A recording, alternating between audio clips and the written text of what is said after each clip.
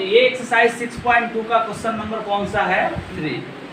समझ में आ गया। इसमें देखो दिया क्या गया है कि इफ PQ जो है पैरेलल है ST एंड एंगल PQR का वैल्यू दे दिया 110 डिग्री जो फिगर में दिख रहा है, एंड एंगल RST का वैल्यू दिया है 130 डिग्री। और आगे क्वेश्चन में हमसे कहा जा रहा है कि फाइंड एंगल QRS। QRS कहाँ है देखो, ये Q है, ये R है और ये S है। यानी कि हम लोग को फाइंड कौन सा एंगल करना है, ये वाला एंगल निकालना है। यहाँ पे इस एंगल के बारे में बात कर रहे हैं हम, ठीक है। तो ये फाइंड करना, अब इसको निकालेंगे कैसे हम। इसको निकालने के लिए हमें कुछ कंस्ट्रक्शन करना होगा इस फिगर में। देखो जब भी ऐसा क्वेश्चन एग्जाम में आए तो हम लोग एक एकेडमिक एग्जाम में पढ़ रहे हैं, स्कूल में पढ़ रहे हैं अभी, तो हमें इसको थॉरली बना के दिखाना होगा, एक्सप्लेन करना होगा। अगर इन केस हम किसी कॉम्पिटिटिव एग्जाम में जाएं, वहाँ भी ये क्वेश्चन पूछा जाता है, हर जगह इस क्वेश्चन का डिमांड है। और लाइन्स एंड एंगल्स बार बार करेगा, ऐसा चैप्टर है जो जहाँ पे क्वेश्चन नहीं पूछा जाए किसी भी एग्जाम में, ऐसा हो नहीं सकता है। स्कूल के साथ साथ हर कॉम्पिटिटिव एग्जाम में क्वेश्चन देखने को जरूर मिलता है। हम तुम्हें दिखाएंगे लाकर क्वेश्चन जो हर कॉम्पिटिटिव एग्जाम में क्वेश्चन पूछा जाता है। तो हम इसको फाइंड करने के लिए कुछ कंस्ट्रक्शन करेंगे, समझ में आ गया। कंस्ट्रक्शन में क्या लिखेंगे, सॉल्यूशन में यहाँ पे लिखो, कंस्ट्रक्शन लिख लो पहले। यहाँ पे थोड़ा सा हम लोग यहाँ पे चेंजिंग करेंगे इस फिगर में। कंस्ट्रक्शन में लिखेंगे ड्रॉ ए लाइन, स्कूल के एग्जाम में हमें जाना है। ड्रॉ ए लाइन, समझ में आ गया। Draw a line parallel to ST। Draw a line parallel to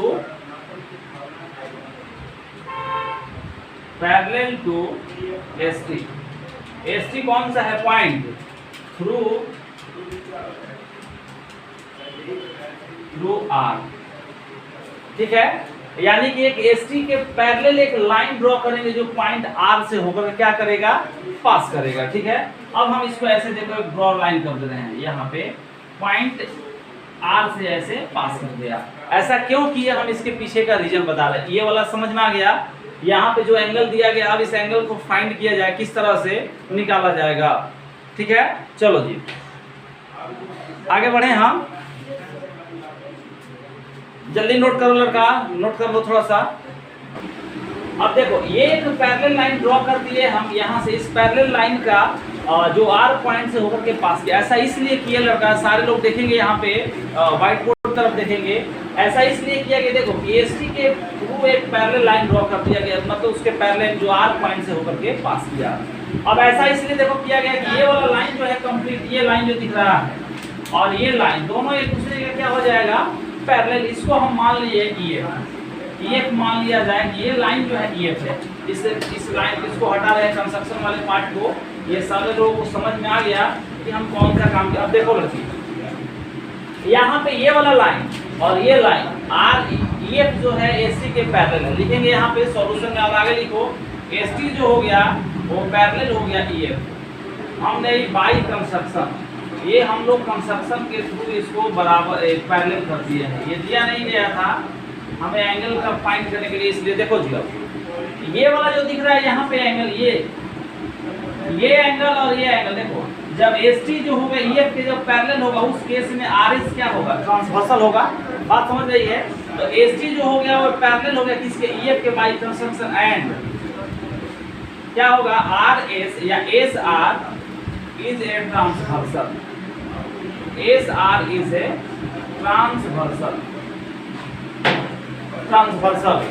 transversal जब दो ट्रांसवर्सल लाइन हो, पैरेलल लाइन हो सॉरी, और एक ट्रांसवर्सल, तो उसके इंटीरियर को इंटीरियर एंगल का सम कितना होता है 180 डिग्री। तो हम एंगल क्या लिख सकते हैं TSR, ऐसे थोड़ा सा लिखो एंगल TSR प्लस क्या होगा SRF। तो यहाँ पे एंगल SRF, इन दोनों एंगल का सम कितना होगा लड़का 180 डिग्री। कौन से रूप से, तो को इंटीरियर एंगल TSR, इसका ST देखो TSR का वैल्यू दिया गया है, कितना दिया गया है 130 डिग्री। तो इसके जगह पर हम लोग 130 लिखेंगे, प्लस में SRF इक्वल्स टू 180 डिग्री। तो हम लिखेंगे यहाँ से SRF का वैल्यू जो होगा 50 डिग्री आ जाएगा यहाँ से। ये क्लियर हो गया कि SRF 180 में से अगर 130 को माइनस कर दिया गया तो कितना निकल के आया 50 डिग्री। आंसर इसको पहले ये वाला एंगल निकल गया। अब इस एंगल को हम लोग मेंशन कर लेंगे। ये जो एंगल है 50 डिग्री फाइंड कर लिए, लिख लो इसको नोट करो जल्दी से। अब अगेन हम लोग चलेंगे फिर इस साइड वाला एंगल को, फिर वही प्रोसेस करेंगे लड़का, क्योंकि देखो PQ जो किसके पैरेलल था, ST के पैरेलल था ना। हम ST के पैरेलल एक लाइन ड्रॉ किए हैं EF, जो पॉइंट R से होकर के पास किया है। तो हम जब PQ को देखो, PQ ST के पैरेलल था, ST के पैरेलल हमने EF को ड्रॉ किया, वाई कंस्ट्रक्शन अपने से किए हैं, तो हम ऐसा लिख सकते हैं कि देखो लिखेंगे यहाँ पे अगेन PQ पैरेलल EF। ऐसा क्यों लिखा जा रहा है, क्योंकि PQ ST के पैरेलल था, ST के पैरेलल हमने एक EF लाइन ड्रॉ कर दिया है, तो फिर हम इसको इसके पैरेलल लिख सकते हैं। लिखेंगे यहाँ पे and QR is a transversal, QR is a transversal. क्या लिखेंगे यहाँ पे angle PQR plus angle QRE equals to हो जाएगा 180 डिग्री, और ये होगा, ये भी को इंटीरियर एंगल से, समझ आ गया, को इंटीरियर एंगल से शॉर्ट में लिख दिया गया इसको। PQR का वैल्यू दिया गया 110 डिग्री, तो PQR के जगह पर 110 पुट करेंगे, और यहाँ से QRE का वैल्यू यहाँ पे लिखेंगे 180 डिग्री। एंगल QRE का वैल्यू अगर फाइंड किया जाए तो 180 में से अगर 110 को माइनस करेंगे, ये आ जाएगा 70 डिग्री। ये दोनों एंगल हम इधर का फाइंड कर लिए। अब हम लोग को निकालना है QRS का वैल्यू फाइंड करना है। नोट करो सारे लोग पहले। अब देखो यहाँ पे एंगल हम लोग दोनों एंगल को फाइंड कर लिया, एंगल QRE और एंगल कौन सा फाइंड किया, SRF। दोनों एंगल को निकाल लिए हैं हम लोग, दोनों एंगल को फाइंड कर लिए।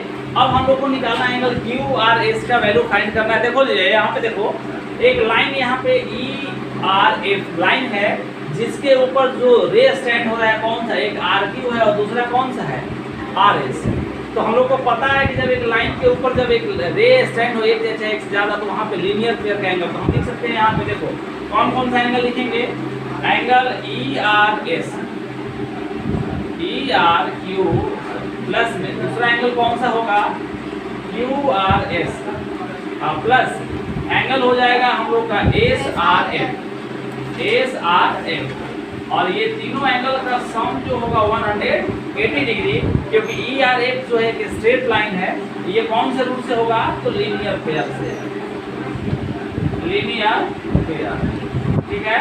और दोनों एंगल का वैल्यू जहाँ पे देखो ERQ का वैल्यू हम लोग फाइंड कर लिए हैं, ये है 70 डिग्री, तो 70 डिग्री लिख देंगे। प्लस में दूसरा एंगल हमें निकालना है, एंगल QRS का वैल्यू फाइंड करना है, तो QRS को यहाँ पर हम लोगों ने लिख दिया।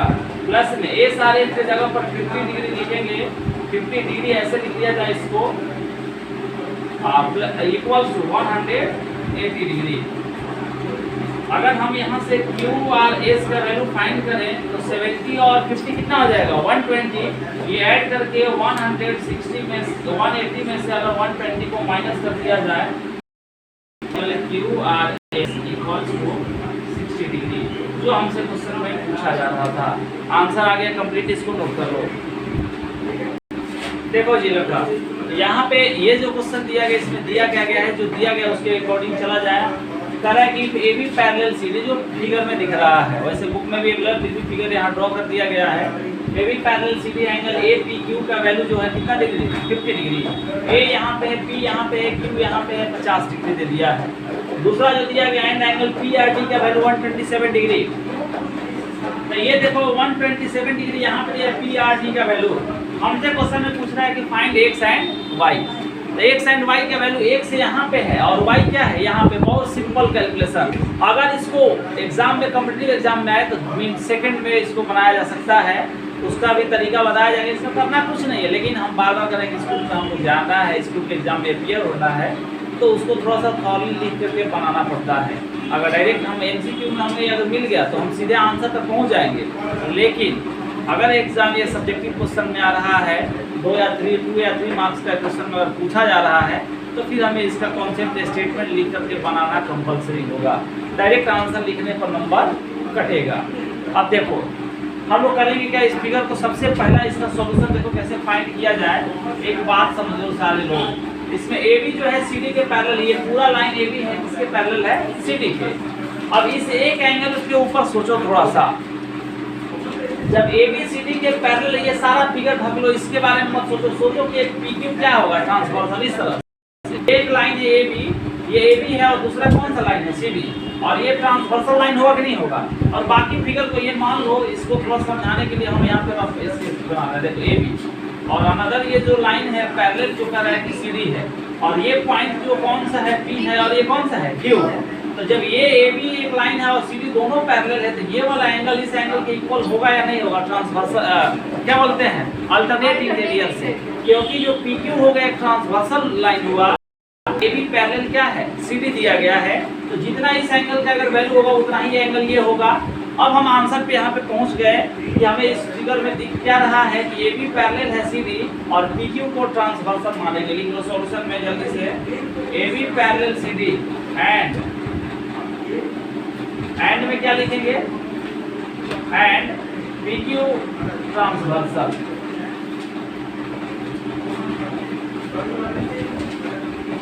PQ इज ट्रांसवर्सल, तो क्या होगा, एंगल APQ का वैल्यू जो होगा वो किसके बराबर आएगा, PQR के बराबर आएगा। तो एंगल PQR कौन से रूप से होगा, तो यहाँ पे लिख देंगे अल्टरनेट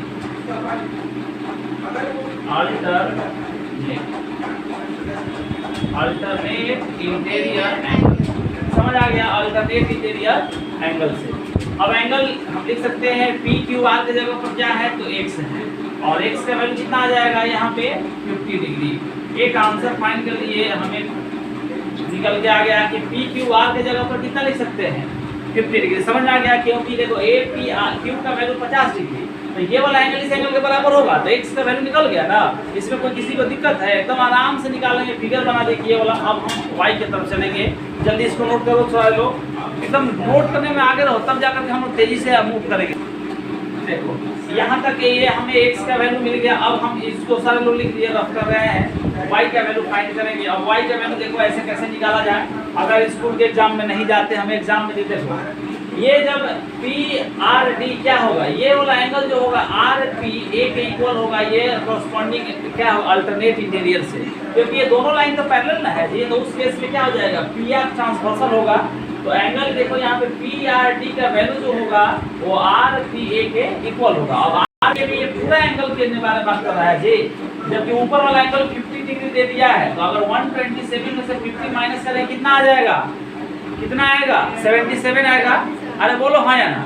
तो ये एंगल कितने का हो जाएगा, y का वैल्यू कितना होगा, 77 लिखेंगे उसको। फिर लिखो अगेन में लिखेंगे हम, AB जो है उस सबके लिए पैरेलल है, तो AB parallel CD and PQ PR is transversal.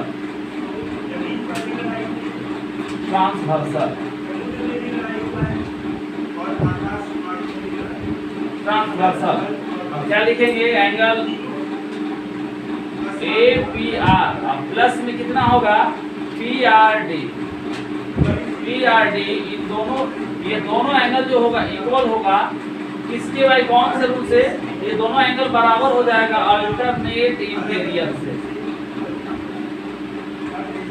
Alternate interior angle. अब देखो APR में पूरा एंगल है, APR में दो एंगल बन रहा है, एक एंगल बन रहा है AP कौन सा, Q।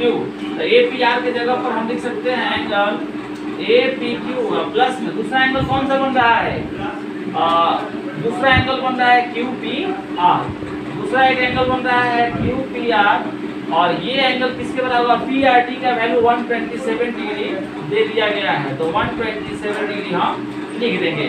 अब APQ के जगह पर 50 डिग्री फाइंड, यहाँ पर 50 डिग्री प्लस में एंगल QPR के जगह पर हम लोग क्या ले लेंगे, y। ये y का वैल्यू ये हो जाएगा 127 डिग्री। अगर y का वैल्यू यहाँ से कैलकुलेट किया जाए तो 127 डिग्री माइनस भी कितना हो जाएगा, 50 डिग्री। इसको कैलकुलेट कर लिया जाए तो फाइनली यहाँ पे जो आएगा y इक्वल्स टू आ जाएगा, y इक्वल्स टू आ जाएगा 77 डिग्री। x एंड y का वैल्यू हमको फाइंड कर लीजिए, हमसे क्वेश्चन में पूछा जा रहा था। ठीक है।